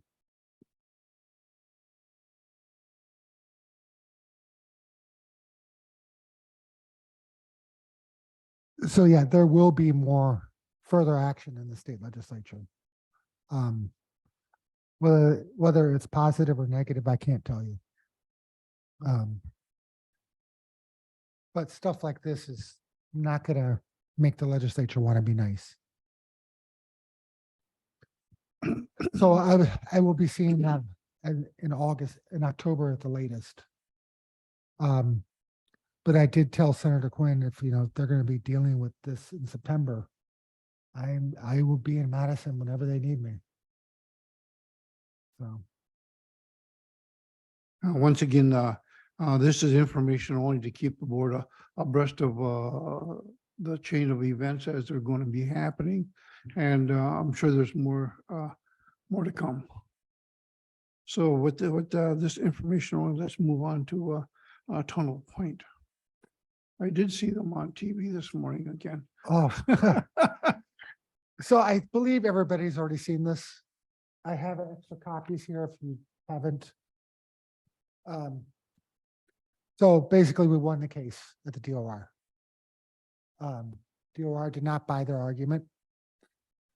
However,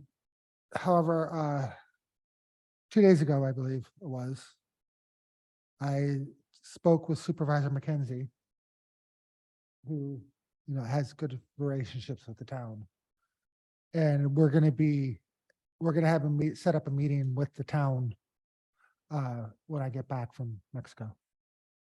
So we're going to see what we can do to keep everything out of court for now on. So that may mean going back to our original offer of giving them about 50 grand, or somewhere between the 50 and 70 range. And hopefully they'll accept that instead of doing this again. Just getting a lot of different people talking about it might be a good idea to throw something at the Daily Press that just says, here's what's happened. I know that's hard for us to want to do based on the history recently with the Daily Press, but I get a lot of people just saying things and they have no idea about what really is going on. And so for me, I'm like, well, you're way off. And then I have to tell them. So maybe just get in front of that. The Daily Press doesn't know how to report the story. There's a reason why they've been taking the Wisconsin Public Radio reporting and using that instead. They did that with Sanborn. They did that with LaPointe. And frankly, Daniel Kadian writes better stories.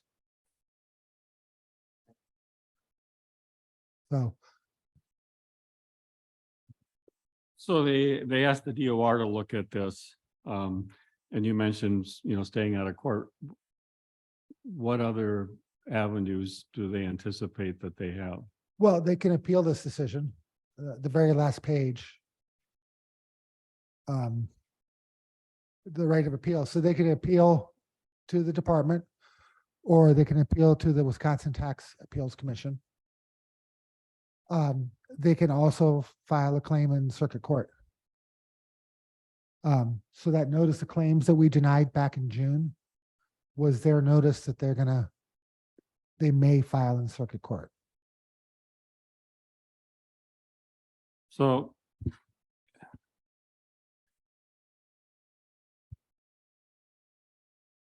But it's my understanding that the town does not want to incur more legal expenses. well, I don't know if we're to a point yet where, a year ago, we we offered a number, they came in at more than they had been getting previously. I have reluctance to enter into anything if we don't know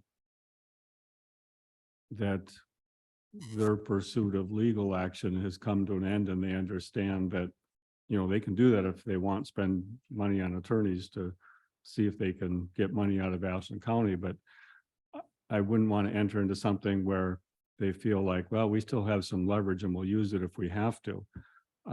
Where we were last year was, you know, we had an agreement with them that either party had the right to terminate with 30 days notice, seemed pretty clear. They took it a different way. And I don't know if we're back to simply working together and them understanding this is our decision, pure and simple. And if we can work together, that's one thing. There's limits to our budget. And I look at, you know, the town of Sanborn right now, you know, there's things like that happen that we don't anticipate. There's always Right. going to be. And we have to balance everything out, including a capacity of residents and businesses in this county to pay taxes. Mhm. And, you know, at the end of the day, they got to respect that. If they want 24/7 law enforcement because they got tourists up there, well, you know, the first two thoughts that come to my mind is half the population of Ashland County lives in the city of Ashland, and we pay for a police department. Half of us pay for a police department, you know, for that 24/7. So excuse me, but if you want the same thing, pay for it. We have to pay for it by state statute. They don't have to. But a lot of smaller communities pay for it because they choose to. And that includes Washburn, who has the Bayfield County Sheriff there. So if you want that level of service, you pay for it. That's just how this works. Yep. And if they feel like they're still going to try to hold something over us, I'd rather let this run its course on the legal end. And when all is said and done and they've exhausted that, then if they want to talk and if we want to make a contribution or something, you know, then, but I don't like entering into agreements if someone's always feeling like I'm going to, you know, consider some sort of action if you don't agree with me. I would rather just get all of that done and behind us Well, and be done with it. yeah, and that's our goal. Obviously, I mean, if they were to take any sort of legal action, any kind of deal would be off the table. I mean, that would essentially be admitting guilt on our part if we were to give them something. So any agreement would have to explicitly state that legal action is not an option. So when I meet with the town, I'm bringing Supervisor Stendor with me and Supervisor McKenzie, because you know, Supervisor McKenzie's good friends with the town. And Supervisor Stendor is a former police chief himself, so he can speak to law enforcement issues. Yeah, and of course. That goes without saying. No. Our board chair goes without saying. You should expect that. So, you know, we'll see. Doesn't hurt to listen, right? No, so that's what we'll do. And then any kind of agreement we reach will be brought back to executive committee. Because we're talking about an agreement between two entities.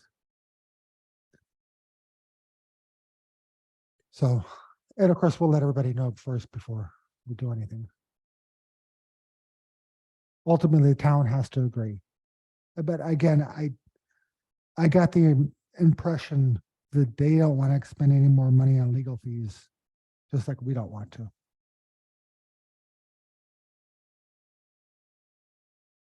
So I think there is a resolution out there. This is going to be a wait and see. Yeah. It may end up being that there's nothing to talk about. But if you don't talk, you don't know.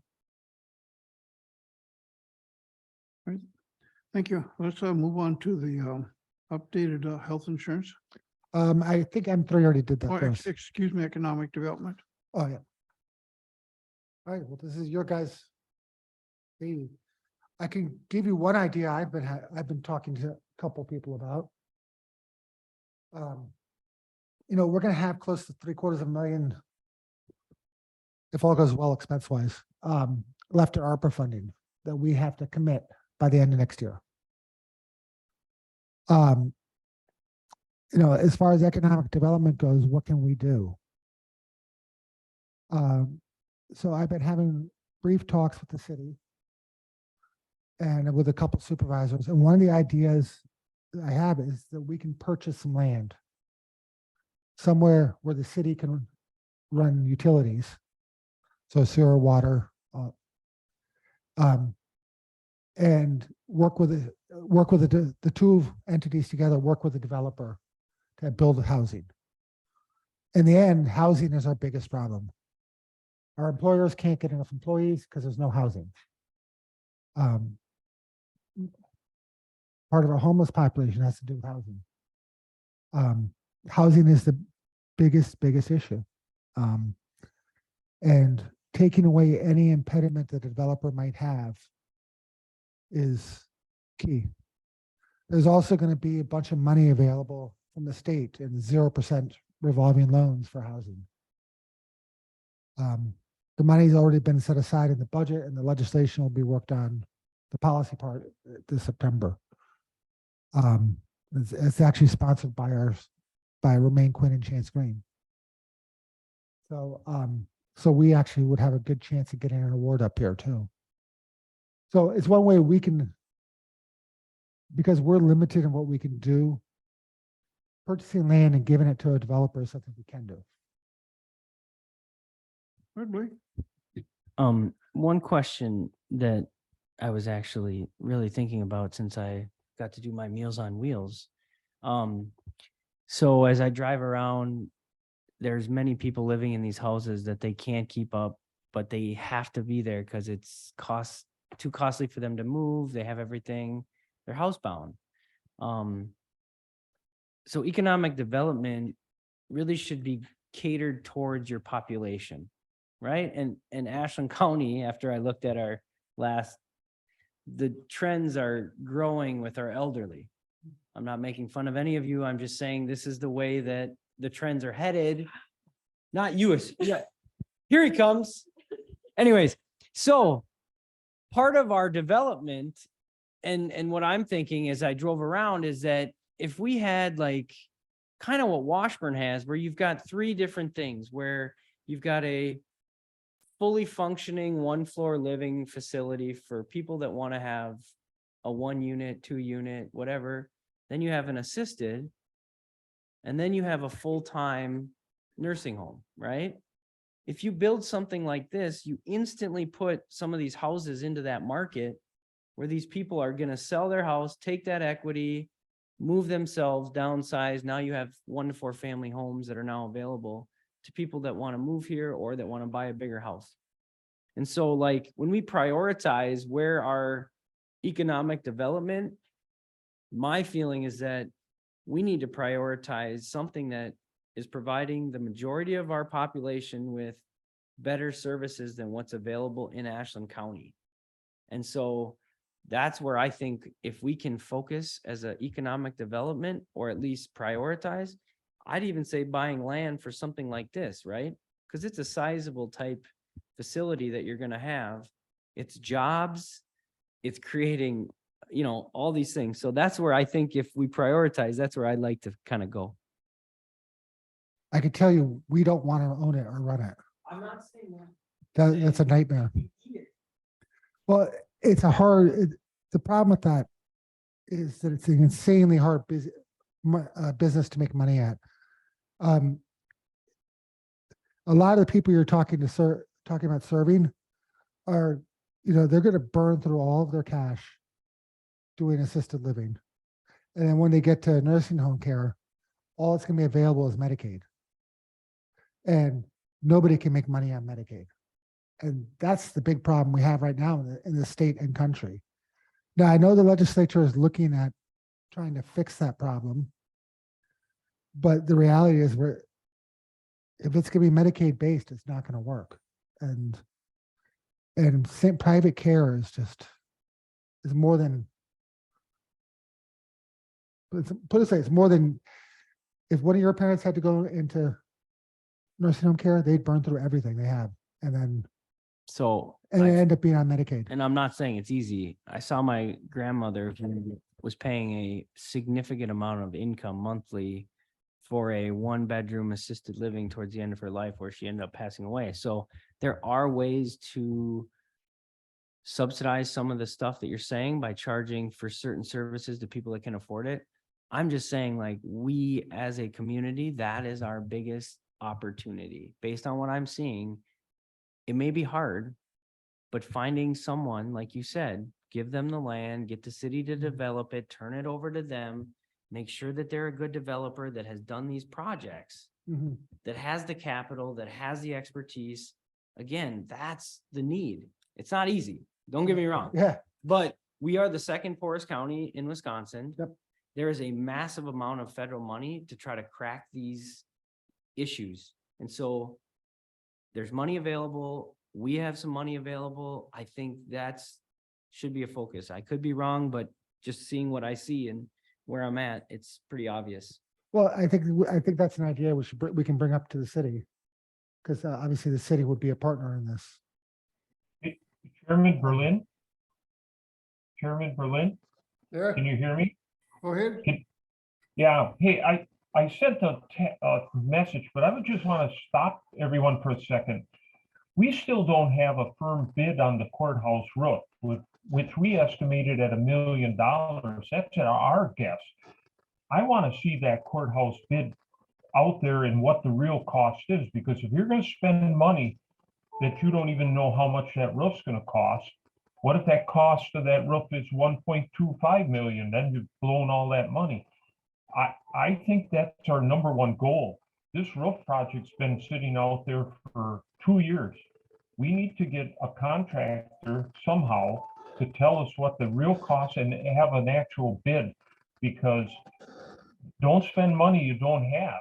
If that roof comes in at some point and it's more than $1 million, where are we coming up with the extra funds? So I'm just trying to be cautionary here, because we've been sitting on this roof project for way too long. We're gonna have serious problems if it doesn't get fixed soon. And somehow we gotta find out if somebody's out there that can bid on this and tell us what the cost is. Now, if the costs come in at less than $1 million, good for us. But I don't know how we start talking about spending money, ARPA money, even though it ends next year, without knowing what that roof is gonna cost. Thank you. Good point. Thank you, Gary. I don't think anybody's talking about obligating it. We're just talking about situations where we can move forward with some kind of economic development and get things moving here. Otherwise, I want to thank Blake because he's helping deliver me meals too, but he's right. By 2040, we are going to be almost 40% 60 or older. And out of that, almost 20% are going to be 70 or older. So we are going to need services. Right now, we're shipping people other places when there's issues. There's not any beds in any nursing homes. There's wait lists for everything. There's no low income apartments. This housing piece is huge. My idea on some of this is going more towards like what Bayfield County did with an economic development corporation.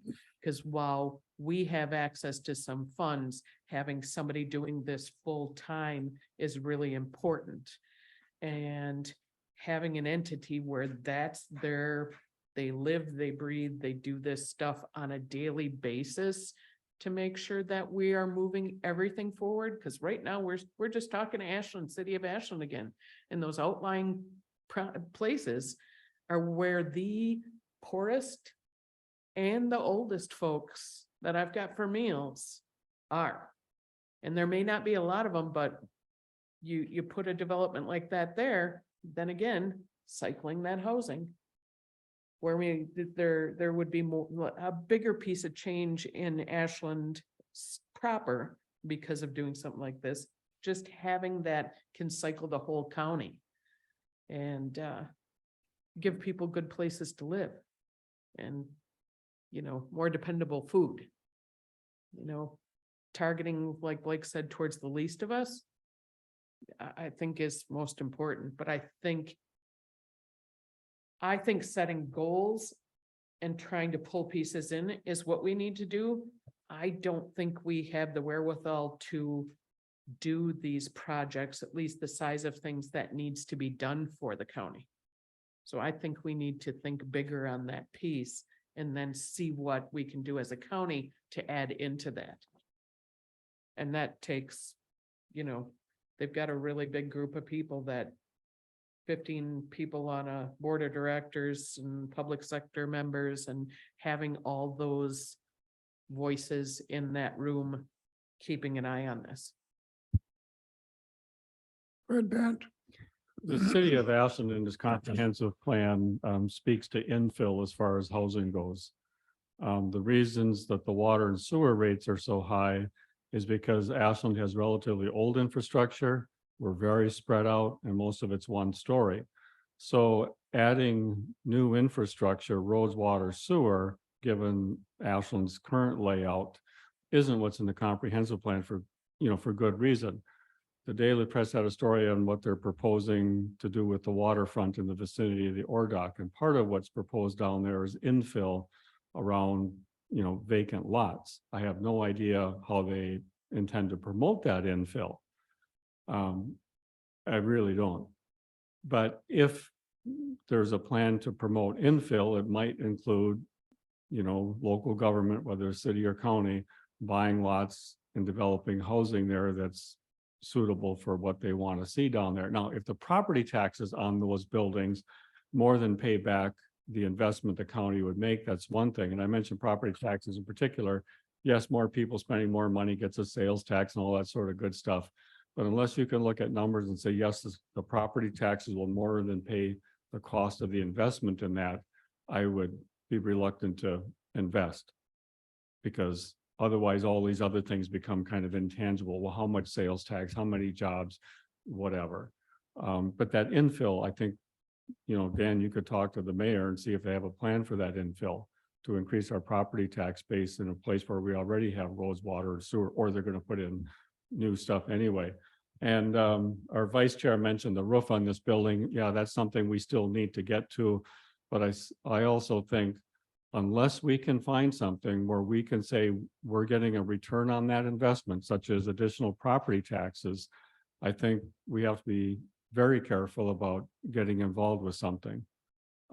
Because then you can do all sorts of projects, but at the end of the day, you still have obligations the county has to meet, and we still need to collect taxes for that.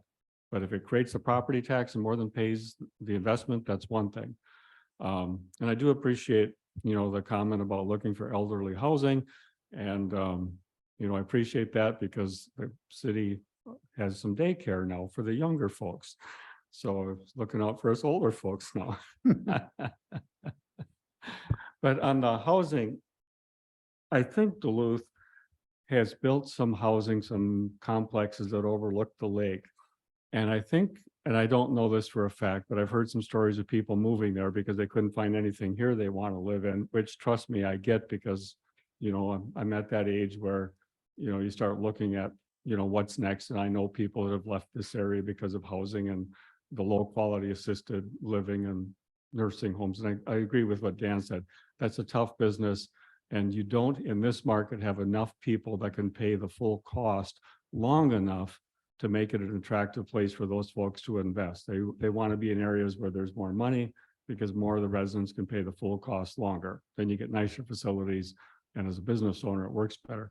But I think Duluth has built some buildings, multi-story, 5, 6, 7, 8 stories that are for people who are, getting older, but still don't need assisted living. So they're designed to be, not only handicap accessible, but in a way very convenient for older folks. So they're not out in the snow and the elements. They've got enough space, green space, glass and sunroom sort of things. And so it's a really nice place to live, but you don't need the assisted living yet. That way, a couple of things, one of which people are paying the full cost. They're paying good money to have those spaces to live in. And so you're not stuck with the Medicaid piece. And they're, as far as I know, doing well in terms of filling up. We don't have anything in Ashland that people the age of, some of us in the room if it was a really nice space, you know, with community spaces, and stuff, there are no options like that here. But some of the people that leave here, you know, you look at the obituaries, there's a lot of people that left here that have died somewhere else. But we just don't have anything like that. And that waterfront is one place for something like that. If you stick it out on the south side of Ashland and there's not much to look at, that's not very attractive. Duluth's got them looking at the waterfront. And so maybe there's things the county and the city could work on with the infill and some of that space closer to the waterfront. Well, because Mike, we talked about a number of things and I like Blake's idea. It's home, but it's going to involve a collaboration with the city. And this is probably something that's a long time overdue. And even though we have a city council member on the board here, we have very little collaboration with or communication with what's going on with the city. But perhaps when it comes to the discussion of economic development, we should perhaps invite someone from the city to our meeting. I don't know, I'm reaching here. Sure, I can invite the mayor or the city administrator. Yeah, either invite the mayor or Brant. Mhm, mhm. Let the mayor decide which one comes. Oh, yeah, we're done. All right. No, we're done anyhow. Oh. Thanks.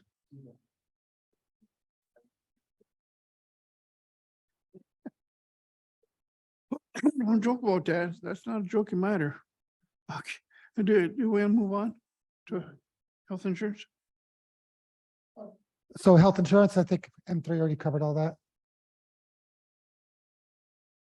Sales tax, so our sales tax actually went down. From, Do we miss some investments? oh yeah, sorry, they're in the packet. The sales tax went down. I included a report PMA sends me every month.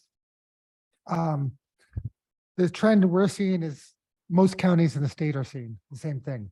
They're seeing reduced sales tax revenue. So you can go ahead and compare county to county. Only a few of them are seeing increases, steady increases in sales tax.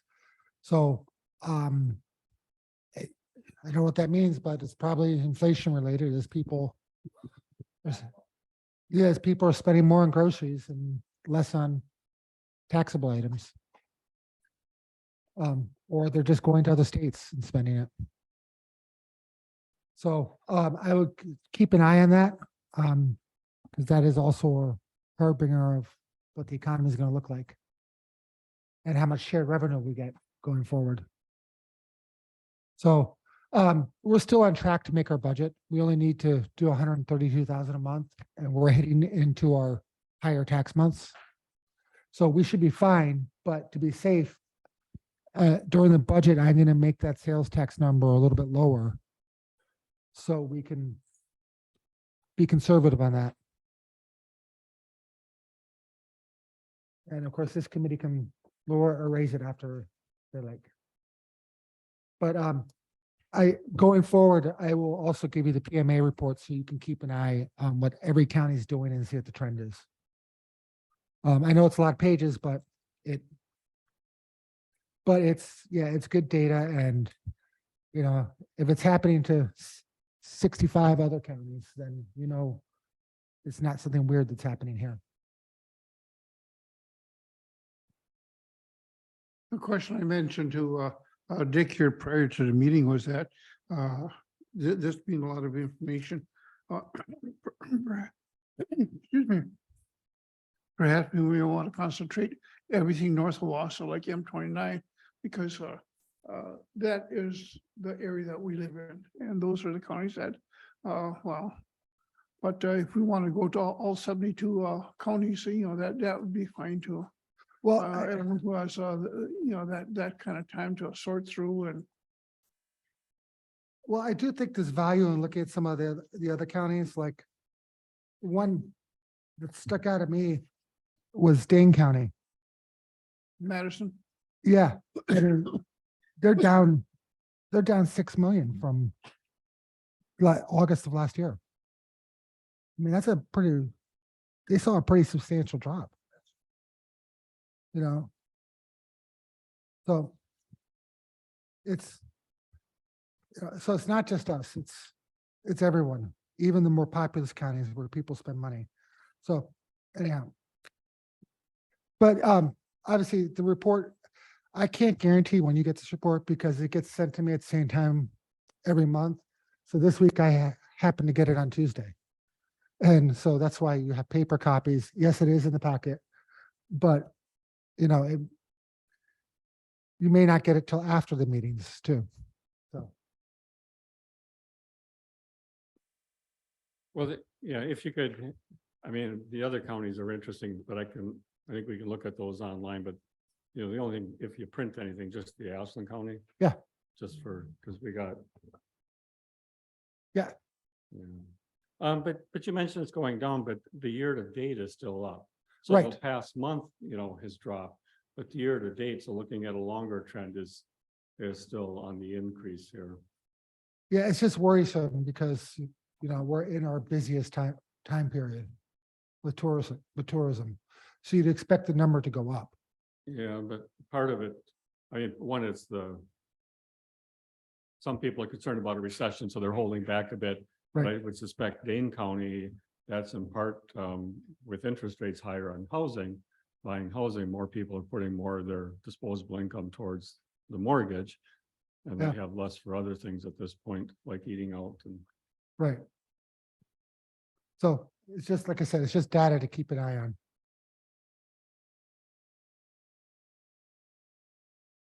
Do you want back up into the investments? Oh, they're in the packet. I mean, Okay, that's just data for everybody to see. just info only. Is there anything that needs to be highlighted? No.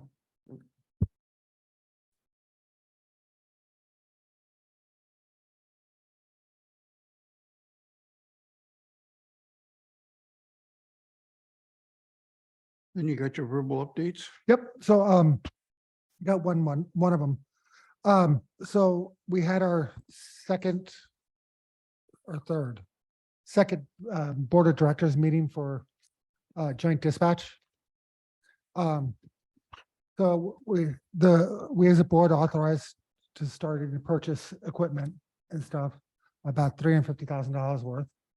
I do have a copy. I just got this yesterday, so that's why you're just getting.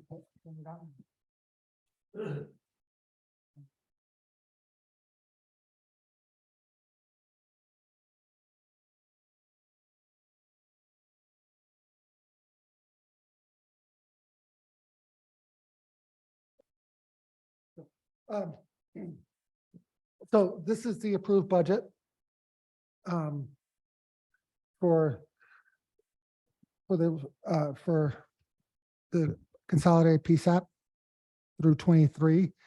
As you can see, it includes the grant, which was just a couple dollars shy of $700,000, and the two contributions that the two counties have to make to meet the grant. So the county board already authorized paying these when we applied for the grant and did the resolution. So I don't think I need to go to any committee to go ahead and pay them because the board already agreed to pay it. So we are going to make our payment of $60,666 to Bayfield County because all the expenses are going through Bayfield County. So we're going to be, as I've been talking about a long time through this whole process, we'll be using the local county tribal assistance fund money. And that's the $577,000 that we got last year from the feds, and the $577,000 that we're going to be just opened up for us to claim this year to pay for those expenses. There will be more next year, but that's what we have this year. We've also agreed to start the hiring process for the department director, who will assist with the merger and come up with policies and procedures get to know all the dispatchers, help with choosing the equipment and everything. So we are going to be asking both county boards to budget for that labor. We could use the LC TAF money if we want, or we can actually budget from the levy. However we want to do it. As an estimate, I'm going to say it's going to be 50 grand. We don't know until the actual pay structure is figured out, but a good number is 50 grand to figure on. And then, of course, we'll be getting a budget for 2024 soon. We are still hoping that the total costs of the combined merger is 10% less than the the cost that the two counties are paying separately. If that's the case, then we can get if we lower our expenses by 10%, we can get a grant from the state, a new innovation fund, to help pay for expenses. We also approved applying for another grant. This is the second grant the state's making available, and that would be to buy a new records management system. So the goal is to move away from Cody and to go to Spillman, which is actually bought out by Motorola. Motorola also has a more robust GIS system in it. And both sheriff's departments' body cams are Motorola, so they integrate directly into the system. So we put a grant out for that, and hopefully we'll hear soon on whether we get that. But we're moving full steam ahead, and while we set January 1st, 25 as the merger date, assuming we can get all the equipment in and get the contractors to put it all in, we may look at merging earlier. So it's going to start moving very fast.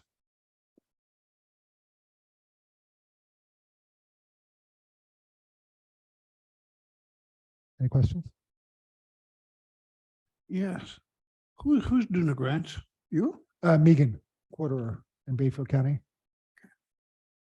So they have a grant writer?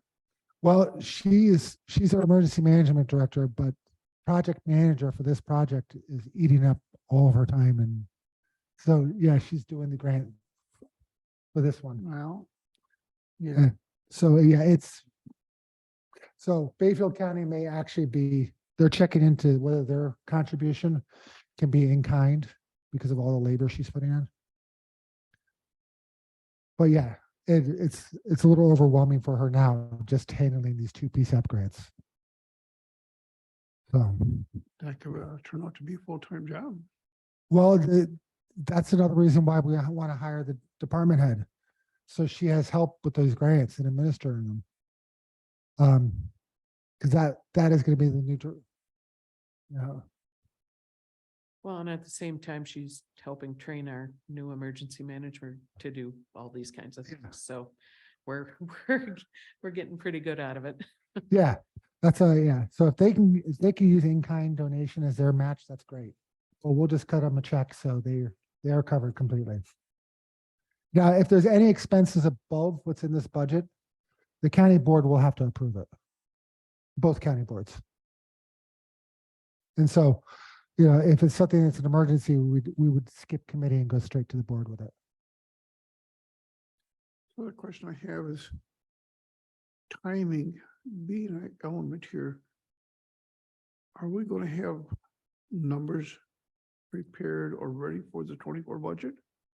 Well, we should have for the dispatch, yes. Okay. Because those numbers have to be done much earlier. So our both finance committees can approve it and both county boards have a chance to do it.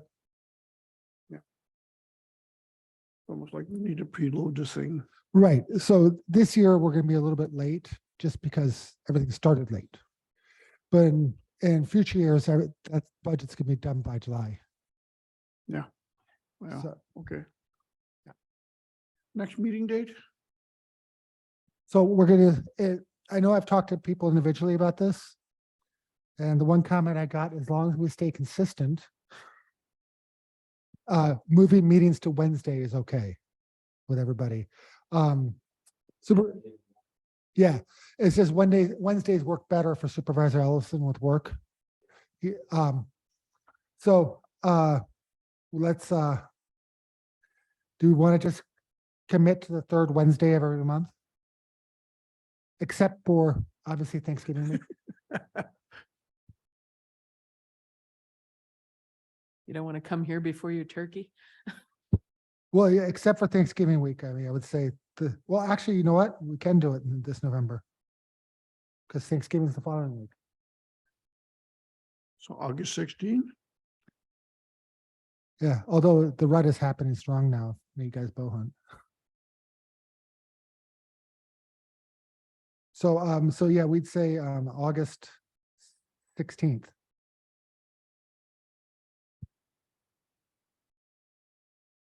You're gonna have that much more information for us by then versus maybe a little later.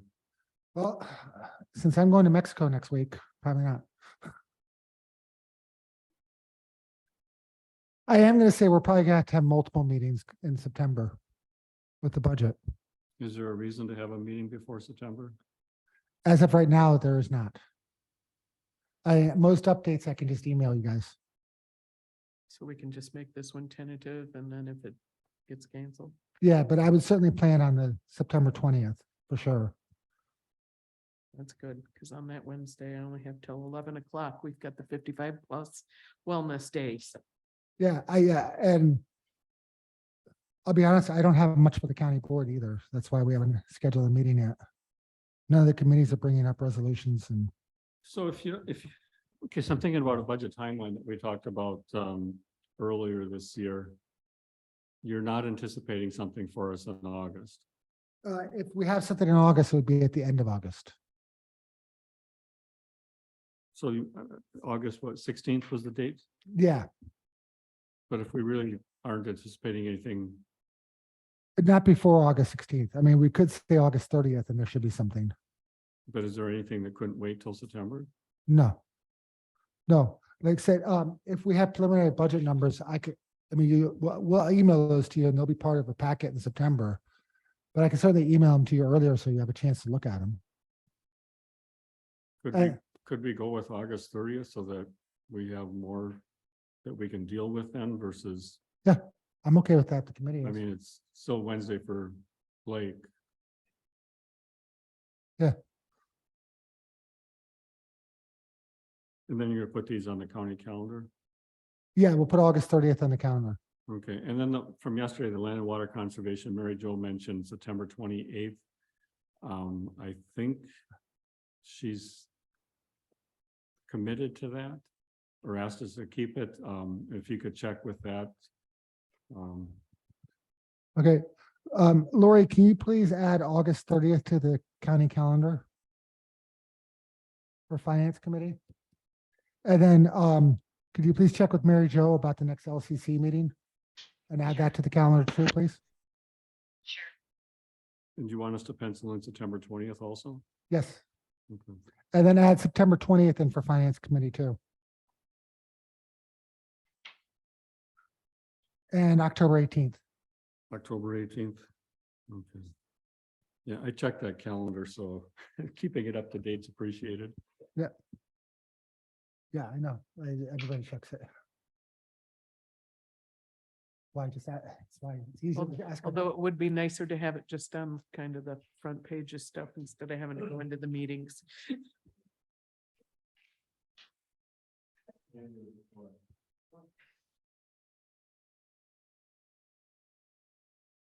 Motion.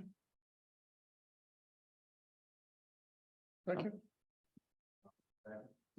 Motion by Laura, second by Ron to adjourn. All those in favor say aye. I Thank you. Bye.